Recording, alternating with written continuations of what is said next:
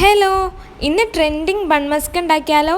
അതിനായിട്ട് ആദ്യം തന്നെ ഒരു സോസ് പാൻ അടുപ്പത്തേക്ക് വയ്ക്കുക.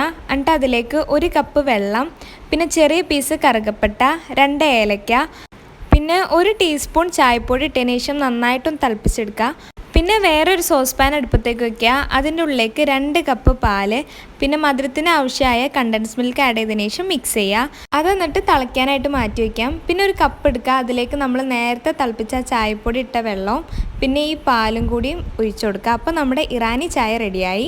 ഇനി നമുക്ക് ബൺ മസ്ക് ഉണ്ടാക്കാം. അതിനായിട്ടൊരു ബൗൾ എടുക്കുക. എന്നിട്ട് അതിലേക്ക് 100 ഗ്രാം ബട്ടർ ആഡ് ചെയ്ത് കൊടുക്കുക. പിന്നെ ആവശ്യത്തിനുള്ള കണ്ടൻസ്ഡ് മിൽക്ക് കൂടി ആഡ് ചെയ്ത് കൊടുത്തതിന് ശേഷം ഇതുപോലെ സ്റ്റിഫായിട്ട് ബീറ്റ് ചെയ്തെടുക്കുക. ഇനി നമുക്കൊരു ബണ്ണെടുക്കാം. ബൺ നടുക്കു കൂടി ഇങ്ങനെ കട്ട് ചെയ്തതിന് ശേഷം നമ്മുടെ ഈ ഒരു മിക്സ് തേച്ച് കൊടുക്കാം.